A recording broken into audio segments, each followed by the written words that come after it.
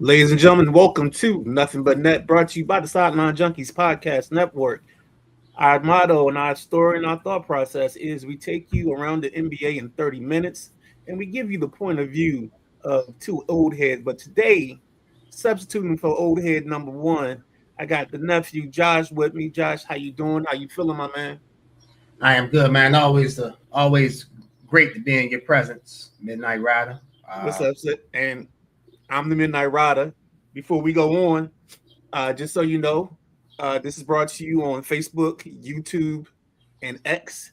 So you can always get that. Don't forget to click like and subscribe on our platforms, especially YouTube. We have a YouTube page, Silent Junkies. You can get all the shows there. You can go back. You can even go back and see the beginnings if you want to. On the other side, tomorrow, about 24 hours from now, you should have access to the audio version. So if you missed the point or you want to get caught up on something that we did today, check us out in audio version on all your podcast and platforms. Type in Sideline Junkies, and all our stuff appears, and you can get any of the shows. So you don't have to just do nothing but that. You can do anything. And with that being said, let's go ahead and jump into last night because last night was interesting. We had NBA night one, and since I like to do it by the game times, first game kind of had a little instant. You tripping? Hornets 127, Heat 26 in overtime.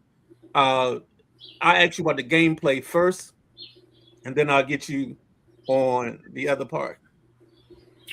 So the game, it was a very competitive game. Both games Tuesday night were competitive. The Hornets in Miami. I know we will get to the tripping situation, but it's hard not to talk about Bam Adebayo not being there. He only played 11 minutes. The best player on the Miami Heat. He played 11 minutes, had 6 points. He was 3 for 3 from the field. Miami lost by 1 point. So obviously, I think Bam could have affected the game. I want to give some credit to Charlotte, up and coming franchise. They had 4 players who really showed up. I mean, more than 4 players, but 4 players as far as scoring wise showed up. Miles Bridges with 28, Brandon Miller with 23, LaMelo Ball with 30, and then Kobe White off the bench. He was a flamethrower off the bench. The true definition, I shouldn't say the true definition of a microwave because I don't want to disrespect the great Benny Johnson, but watching that game, he was definitely the microwave of that game. He got hot, he got it going, and the Charlotte Hornets propelled themselves to face the loser of the Orlando Magic and Philadelphia 76ers game. And that game happens tonight. Any idea who you taking on that game tonight? Oh, I'm taking Philly. Not even thinking about it. Orlando's been a big disappointment. I said that on Highly Opinionated. I've called them the biggest disappointment. Remember that all NBA season. So I think Philadelphia finds a way to win. Orlando has issues. When Orlando's season is over, you heard it here first. They will fire their head coach. makes all the sense. He'll be fired. So they'll probably have to make some roster adjustments, roster changes, roster alternations to the roster. But when Orlando's season will be over Friday night because they'll lose to Philly tonight, and then they'll lose to Charlotte on Friday night. Okay. All right. Quick comments. Coach Powell of Pretenders or Contenders at 7 p.m. on Mondays said, "Was good, fellas." And then the correspondent, the dynamic duo, "Was good in the association. Have a great show." Thank you, sir. Thank you, sir. My guy. Shout out to Coach Powell. Shout out to the correspondent. Great guys, man. Great guys. They know their sports for sure. Definitely. Back to this night one thing. You said Bam only played 11 minutes, and Bam only had 6 points. We all know that Bam would have had an impact on this ball game if we were allowed to, or if he were allowed to play the whole game without the situation. But let's kind of talk about the situation. Yes, sir. It's the biggest thing in the room. It's a focal point, and I just don't get. I get how the referee missed it. Everything's happening in front of him. I'm just a little disappointed that in this league they don't have a way because they cry about all this stuff that that you don't have a way to check it out, or nobody came in to say, "Hey, I saw something." That's the only thing that bothers me about this. We have the ability to fix it, but because they retain possession you can't go back and review it, huh? I mean, really, what's there to review? I mean, okay, he would have got a flagrant foul. It's not like he should have got kicked out the game. He should have LaMelo Ball should have got kicked out the game for grabbing Bam's ankle. Was it a dirty play? Yes, it was a dirty play, but also I think it was some. I don't want to use the word flopping, but it was some Acting. acting. Acting is probably too strong of a word, but I'll go into the round of the word acting. LaMelo Ball is a small man. Bam Adebayo is a big, strong man. Like, it's hard for me to think you can just grab his ankle. He's just gonna fall down like that. Now his foot was off the ground, and if somebody grab your ankle, you can use your leg. Use the strength and forcing your leg to yank your, somewhat pull your leg away. I don't want to say yank your leg away, but pull your leg away. So LaMelo wasn't gonna get tossed out the game. It was a playoff game essentially. So. I don't really know what's there to review. Like the NBA probably look at it, upgrade it to a flagrant one. He's playing Friday night. It's not like he's going to be, kicked out the game or whatever. So for me, it was just it was a bad situation. I picked Miami to win the game. We did we did highly opinionated Tuesday of this week. So you guys will see that episode comes out this Thursday. I actually picked Miami to win the game. So I wasn't surprised that it was a close nip tuck, down to the last second type of game. So Miami played well, Charlotte played well. The biggest thing about Charlotte, getting back to the game for a second, they're a young team, so they make bonehead mistakes, and that's going to cost them. Might not cost them in the game against the Magic, but it's going to cost them against Detroit. That's where Detroit will beat them because Detroit's not going to make the bonehead mistakes that Charlotte makes.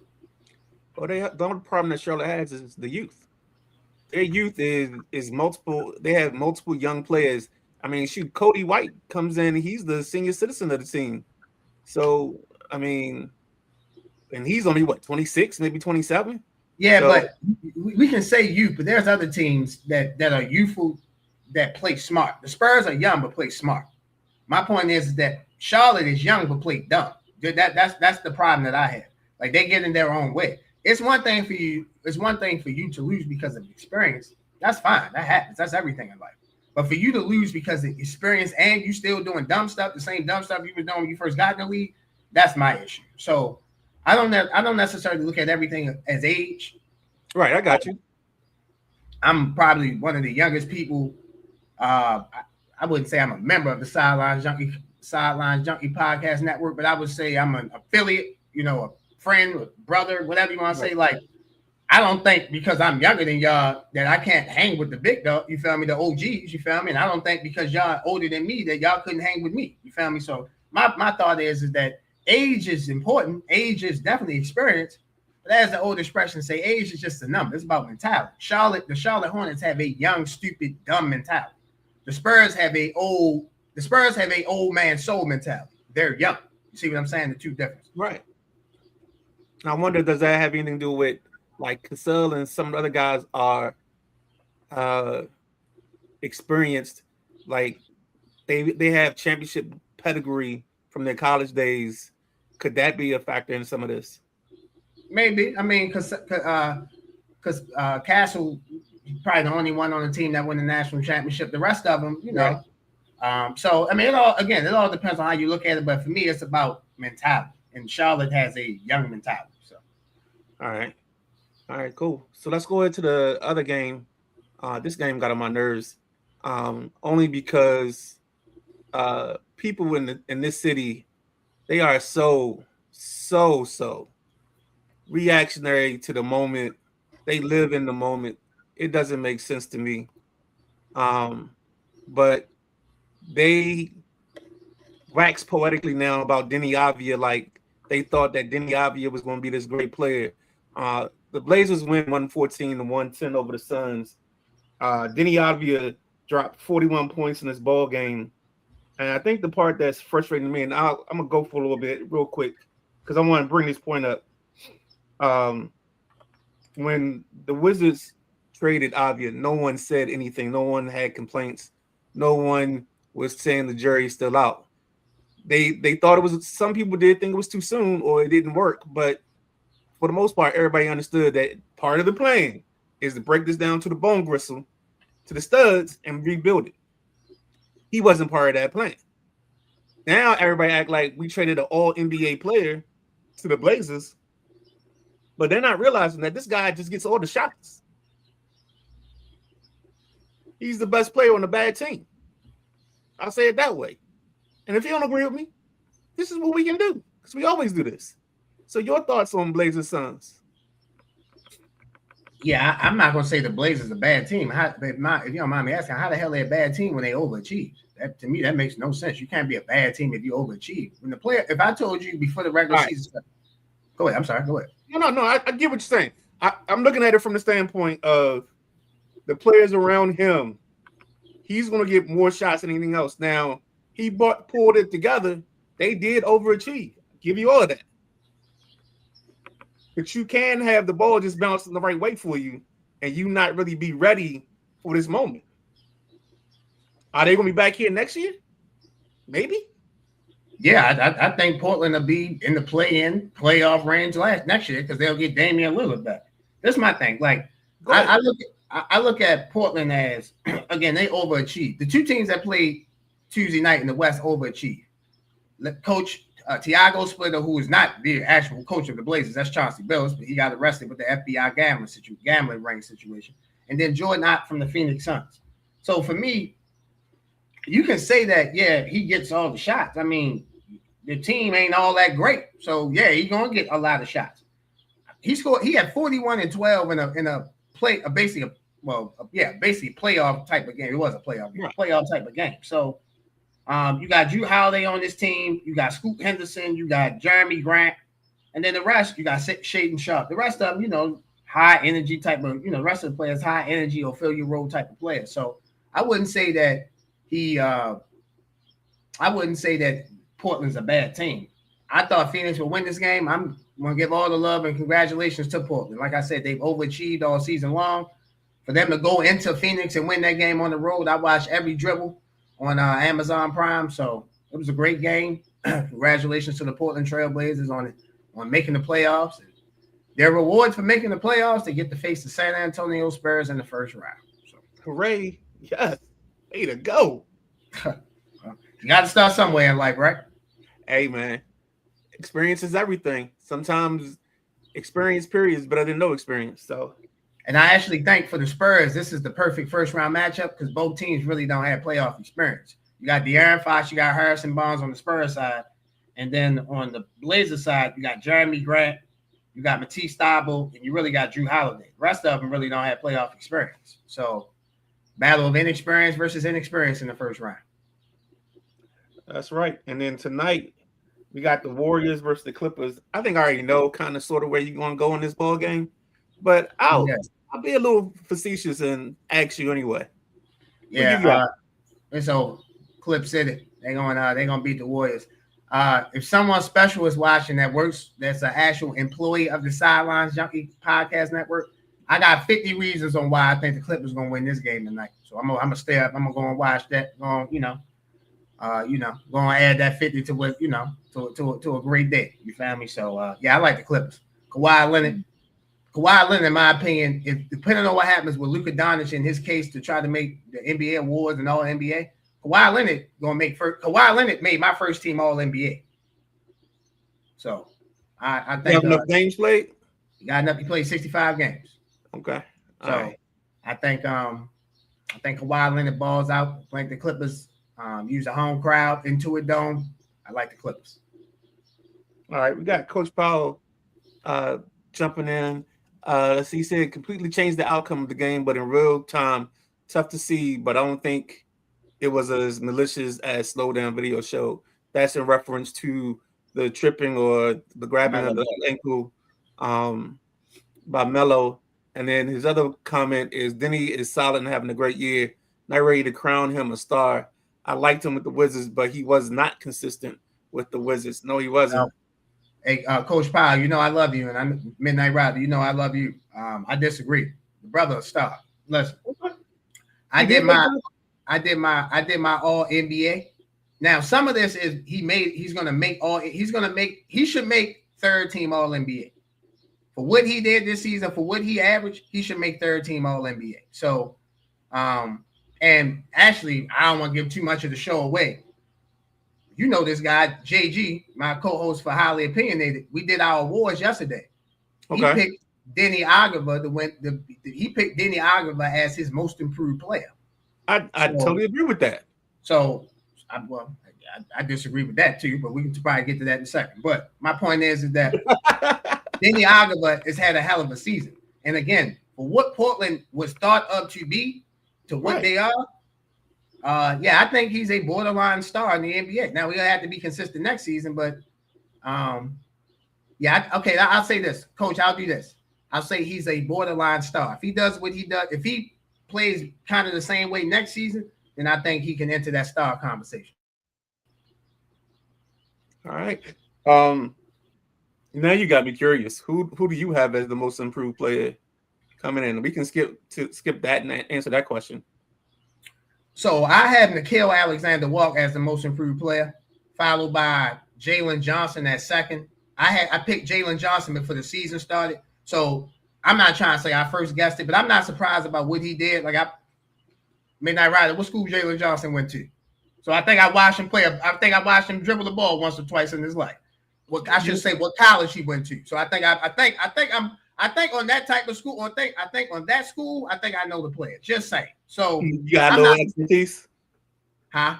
So you got a little expertise on Blue Devils. Yeah, just a little bit of expertise on what college Jalen Johnson went to. So I'm not surprised at what he did. And then when they traded Trae Young, you can see that the front office and the coaching staff and the organization, they believed in what Jalen Johnson can be. So I had him second. For me, I had Nickeil Alexander-Walker. To me, he won it. He went up 10 points in points. He went up a titch in rebounds. He went up 1 assist. He's shooting a better percentage from the field, and he's shooting 40% from the 3-point line. So for me, again, he basically averaged 21 points, 3.4 rebounds, 3.7 assists, 46% from the field, and 40% from the 3-point line. And you can make a case he's Atlanta's second best player. Now, people by statue might say it's CJ McCollum, but I think Nickeil been there all season. CJ basically got there at the trade deadline. So for me, I gave it to Nickeil Alexander-Walker. That's a good pickup. That's a very astute basketball take there. I like that. I like that. I think Avia has a good case. I think the three guys you name all have good cases. And if they picked any one of those three, you'd have a good argument for all three of them. I think there's only 2 awards that there should be a definitive winner. Rookie of the Year and Defensive Player of the Year. Defensive Player of the Year should be unanimous, in my opinion. Rookie of the Year, last night hurt Con Knipple. Charlotte won. He didn't play good. Right. Think about this. Every basketball eye was in Charlotte last night. Was either in Charlotte or on Charlotte because it was the playoff game. So that didn't help him. And I think what hurt him was that the NBA usually make you do your awards before the play-in game start. But Luka Doncic is trying to file an appeal so he can get on the MVP and 65 team and all that. I mean, all NBA team. So I felt like that hurt Con Knipple. So for me, for Rookie of the Year, I have Cooper Flag. Most improved, I already said Nickeil Alexander-Walker. For Coach of the Year, I have JB Bickerstaff. He should have won it last year, but that's another subject for another day. For Sixth Man of the Year, I have Calvin Johnson. For Defensive Player of the Year, I have Victor Wembanyama. And for Clutch Player of the Year and MVP, I have Shai Gilgeous-Alexander. All right, that works for me. No arguments here. Let's go ahead and kind of take a quick preview of some of the stuff we do know with the first round. I don't know why this is popping up top today. We've got the first round of the playoffs starting up. More than likely, that's starting. They have a start date because I'm thinking Saturday. Saturday. It's amazing how they do that, and there's always these big gaps. And I mean, I don't know. That's another story for another day in time. They got better flights, better conditions, but they need more time to relax between games. I know it's TV. So don't. Yeah. Also, think about it. You got the last play-in game on Friday, so it's no basketball Thursday. You got the last play-in games Friday, and then the playoffs start Saturday, so it's not too bad. But we can get past Thursday, we should be good. All right, so the matchups we have confirmed let's see, we're still waiting for the play-in to figure out some of this. I actually like this series, and it's a shame we don't have our resident Knicks fan in for this conversation. But the Knicks versus the Hawks, the 3 and the 6. What's your thoughts on that series? The Knicks and the Hawks. As I said, Atlanta, they underachieved and then they started overachieving once they made the Trae Young move. So I think Atlanta's is a good team. I really do. But I think the Knicks have a little bit too much for them. So I think the Knicks beat them in 6. I totally agree, but I think you get to see, you know how they have these moments where there's a coronation and you see a player that you haven't seen all year. I don't know how much people watch the Hawks, but because they get to be on this stage, I think your two guys will get chances to shine, and I think people will leave with a better appreciation of those two guys. So if either one of them do win the award, I think it becomes, oh, I see it now, or I saw it because I got introduced to them during the playoffs. That's truly how I see that one. Curious about your thoughts on the next one then. If you got that, Cleveland and Toronto. Should be an interesting series. I usually don't agree with pundits on TV, but I'll have to agree with the great Kendrick Perkins. I think the player that has the most pressure on them in the NBA playoffs is Donovan Mitchell. He's never been to a conference finals. And I don't think Cleveland can win the championship, but I think there is a path for them to get to the conference finals. Obviously, they would have to beat Toronto. And then I think they match up with Detroit very well. So poor Detroit. I think Cleveland beats Toronto. And okay, let's do it like this. I don't want to give you 2 cop-out answers, but if Cleveland is serious about if Cleveland is serious about trying to be a contender, they beat Toronto in 5. However, knowing I've seen James Harden playoff moments, Donovan Mitchell, you feel me?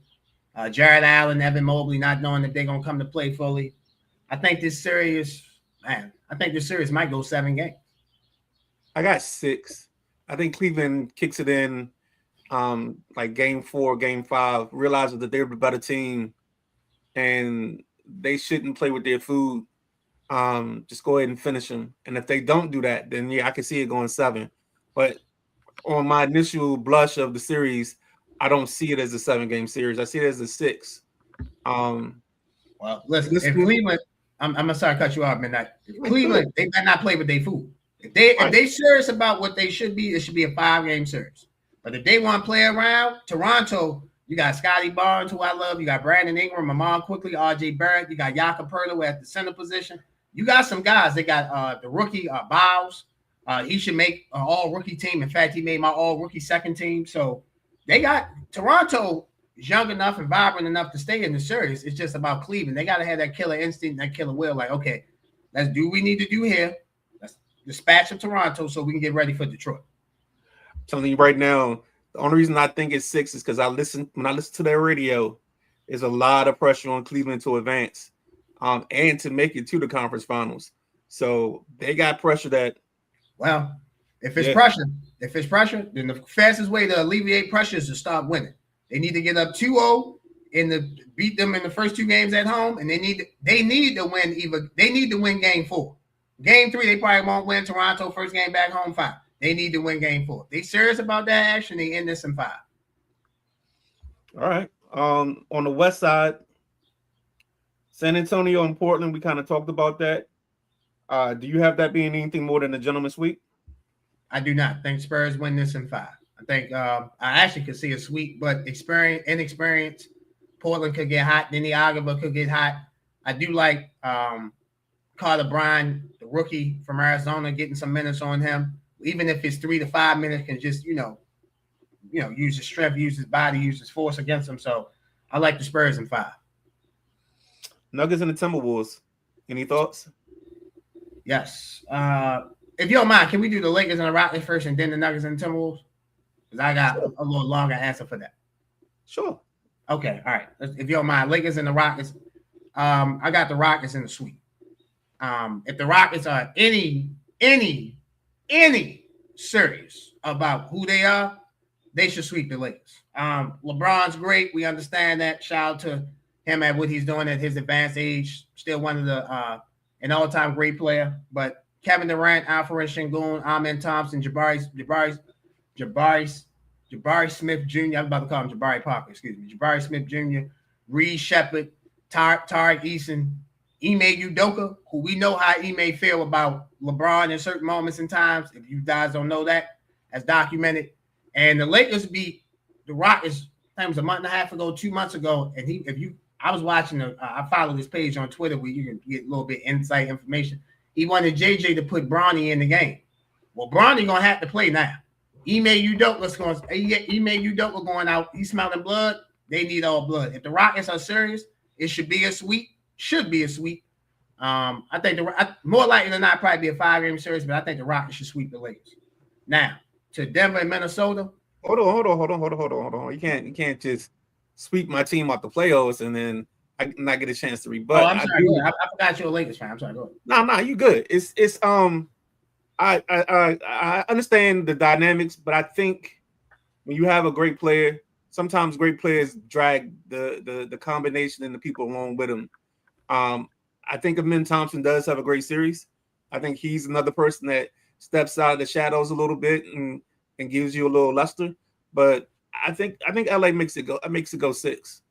I really do. Maybe that's just my heart. Yeah. But I know they're not going to win it because normally I'd told you Lakers in 6, but I think they lose it in 6. If the Rockets go 6 with the Lakers, be an utter disappointment. You need to take advantage of what you're supposed to take advantage of. Totally agree. But we've seen people capture greatness in one moment. Not forget, what was that? Game 1 of Sixers and the Lakers. Greatness was that. Yeah, no. If it go 5, that's fine. If it go 5 games, I'm fine with that. But if it goes 6 games, no, that's an indictment against the Rockets. They don't have that first, and you can make a case that second best player. So come on now, right. Or at worst, their third best player. I'm not trying to debate with people. I'm not trying to do that. So no need for that. We're good. You think Austin Reeves is the second or third best player, whatever you think he is on the Lakers, they don't have him and they don't have Luka, who definitively is the best player. So yeah, there shouldn't be no more than 5 games. Get them up out of here. Sweet, but it should be a sweep. All right. Don't let Rui Hachimura get hot. Yeah, he can get hot all he wants. Get hot for man. I couldn't keep a straight face after I said that. Now we back to the Nuggets and the Wolves. What we got? Nuggets and the Wolves. Man, this is a budding rivalry. We've seen this matchup numerous times in the playoffs. They put it on Christmas Day this past season at the last game of the 5-game quartet on Christmas Day. So it tells you what the NBA thinks of this game. For me, selfishly, I would love for Minnesota to beat Denver because then Minnesota will play San Antonio in the second round, but that's just not going to happen. I like the Denver Nuggets, and this is more about Anthony Edwards' knee. I like the Denver Nuggets in 5. I like them in 6. Same thing. I think it's the knees going to be the issue. I think that's going to be the thing that, like, he just can't get to that next level in his game because of it, and that's where he's going to struggle. I also just think the Nuggets are going to – this is probably one of the healthiest they've been coming into the playoffs, and I just think when you get healthy Denver is, in my opinion, one of the top 2 teams in the West. They might be third, but they're only third by like a game or 2. It's not. I think they're right there in the mix. So yeah, I think it's the Nuggets, and I'll give them 6 just to be nice. But I think we're gonna be worried about Ant after the series is over. Like, what's the long-term effect of this knee injury? Yeah, I don't know if we're going to be worried about him. I don't know if it's going to be that type because he'll have plenty of time during the offseason to get right because the season will be over probably the next 2 weeks. So I think I have plenty of time for that. So I don't necessarily think we'll be worried about Minnesota. I think these teams in the West, I'll give you an example. Last year at this time, we weren't really talking about the Spurs. Right. I remember I said Victor Wembanyama was a top 5 player last year. I said last year at this time, he was a top 5 player. People thought I lost my damn mind. Well, if you go 365 days later, people say he's the best player in the league. So the pendulum swings. I get that. What Minnesota, with teams like Minnesota, the Rockets, and to a lesser extent, San Antonio and Denver need to be worried about. You need to be worried about the teams that's on the come up. So, Right. for example, like, let's go to the. I'm gonna go to the standings real quick. So you got a team like Dallas. Let's say Dallas finds a way to get a top 5 pick. You add that with Cooper Flag, Kyrie Irving, and the draft pick, and then let's say they got some money. That Dallas team that won 26 games, they could be in the play-in situation. Golden State, I know they 37-45, and I know technically right now I do think they're dead, but what if they go out and get Giannis? That's going to elevate them. You have not Minnesota. You have Utah. Utah's the perfect example. Utah got Jaren Jackson. They got Walker Kessler, and they got Lauri Markkanen. And they drafted Ace Bailey, and I feel like they got a guard on their team I like. George. They got some guard. They got George and somebody else on their team I like. Utah not gonna be 22-60 next year. Hell no. So that, like, a team like that between them and Dallas, they gonna move up. So that means that's what happens when someone moves up. It means someone has to come down. You know what I'm saying? That's how this works. So not like you get like, for example, I'm not picking on your Lakers, but the Lakers, we 53-29. We're stuck here. No, the hell you not. No, you're not, because Utah can move up. Not saying they're going to get the 53 wins, but the Spurs won 30-some games last year. They won 62 this year. They had a 30-plus win increase. You get what I'm saying? They won plus 30 games. So that's what Minnesota, Houston, the Lakers, Denver, San Antonio, OKC, Portland, Phoenix, the Clippers, Golden State. You got to be worried about them teams like that. So. All right, let's close this out with the topic that you kind of hinted at the whole time. We talked about the 65 game rule. People are calling Adam Silver dumb. They're saying this is stupid. When just last year they were complaining about people winning awards and not playing games. So help me out. Help me understand, which one is it? Is it guys got to play more games so they can earn the award? Or is it we cool if the injury's legit, but how do you make the injury legit without that being an issue? The 65 game rule to me is stupid. Always was stupid. I hated it when it first got implemented. And the very simple point is this. I'm going to ask you a serious question. If you don't mind, if you go back and forth with me, that'd be great. And I'm not going to take too much of your time. I know we got to end the show very soon. I got you. We had a presidential election in 2024, right? Something like that, yeah. Yeah, okay. So it was 2 candidates. It was probably more than 2 candidates, but let's just narrow it down to Democratic candidate, Miss Kamala Harris, and the Republican candidate, Mr. Donald Trump. If you don't mind me asking, how did the United States decide who was going to be the president, the next president? To go vote. So people that voted decided that they felt that majority. I shouldn't say majority. I don't want to piss people off, but I like your theory. People voted for Donald Trump, and then people voted for Kamala Harris, and then we had a decision at the end, and President Donald J. Trump won his basically second term in the White House. Okay, cool. You know how you can decide who makes all NBA? Very simple. Vote. You can vote. And when you vote, this is why I do awards. Every NFL and NBA season, you will see on Highly Opinionated, we do awards. I don't care who you see me with, because I want it on record. And the reason why I want it on record is because you can see this is the reason why I stated what I state. This is how I think what I think. You don't have to, for example, I'll give you a prime example. Let's say there was no 65 mandatory minimum game, right? Minimum rule. I don't know if Luka Doncic make first team All NBA. You got Cade Cunningham with the Pistons. You got Jaylen Brown with the Celtics. You got Victor Wembanyama. You got Shai Gilgeous-Alexander, and you got Nikola Jokic. It's only 5 spots. So at that point, guess what they have to do? They have to vote on who the 5 players are. You get what I'm saying? This pardon my language, this bullshit ass rule, this is so stupid. It's stupid. It's been stupid from the jump. All you have to do is just vote on who you think the best players was. I said last year that Victor Wembanyama was a top 5 player. He played 30 games. Let me tell you how I knew he was a top 5 player, because I watched the games. That's how I knew he was a top 5. I watched the games and realized, like, oh, yeah, there's a lot of people that can't do what he can do. Yeah, that kind of makes you a little different.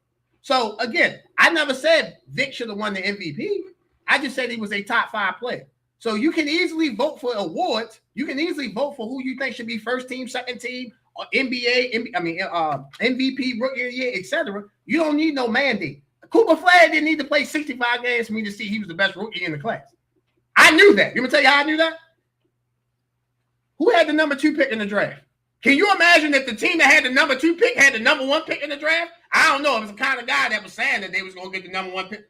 I don't need to see you play 100 games for me to know how good you are. You get what I'm saying? Like, that's stupid. So I get it. Like, yeah, like, you know, like, yeah, we want to put these mandates in so these players can play. Nah, that's stupid. Because guess what? On national TV, Amazon Prime, NBC, Peacock, ESPN, and ABC, guess who still miss games? Stars.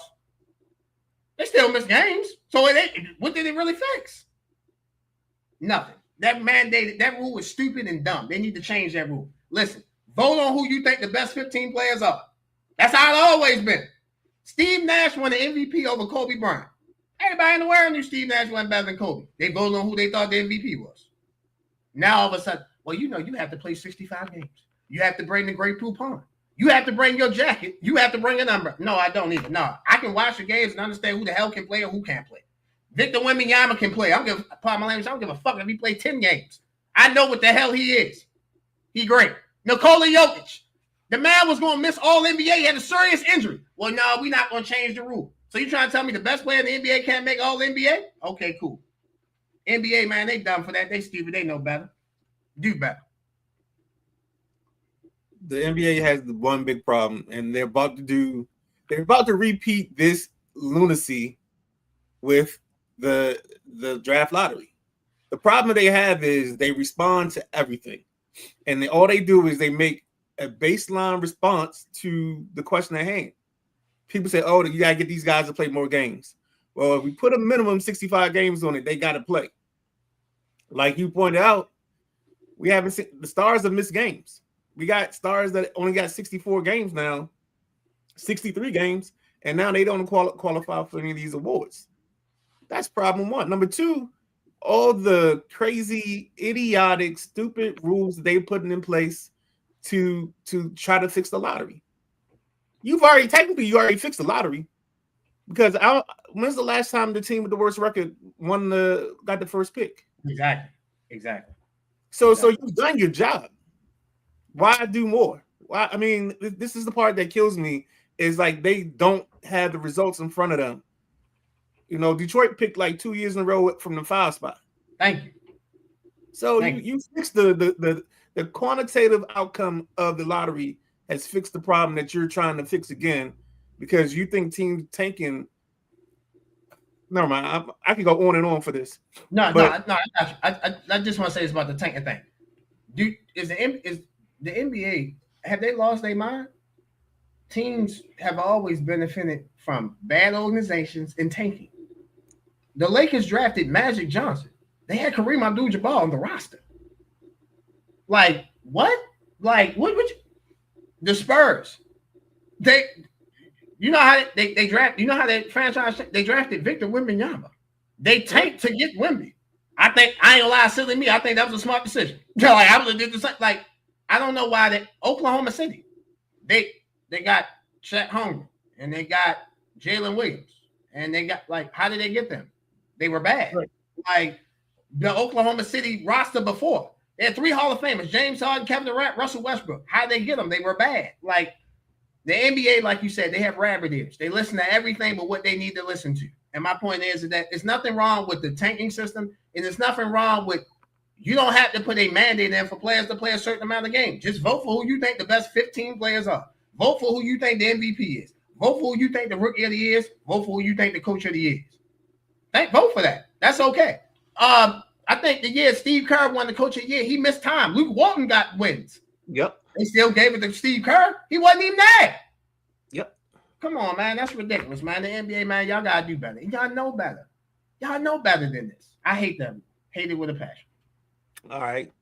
Let's go ahead and put a bow on this. We'll catch you guys next week. Same time, same platforms, Facebook, YouTube, X. And then, again, you can also get the audio versions the next day. Josh, I want to say thank you for jumping in, man. Thank you for being you. it's fun when I get to just sit back and watch the other person just go ahead and spit all the knowledge they know off the top of their head and just giving you facts and facts and facts. It's a fun time, man. I got to sit back and watch today, giving just my opinion here and there, just when it's needed, and boom, good stuff. Thank you for the good show. Thank you for the invites, the hookup with JG, with Club JG. All that stuff was fun. But any final thoughts before we get out of here? No, man, it's just up. What I shouldn't say no. Yes, just quickly. Best time of the year, playoff time in the NBA. Should be some great NBA action. Should be some fantastic playoff matchups. Can't wait between the first round and the second round. So should be a great time in the NBA, man, for sure. Well, in the words of my co-host, the way he likes to end the show, he likes to say, "Step back, baby, swish," and that's it, baby. Talk to you guys later.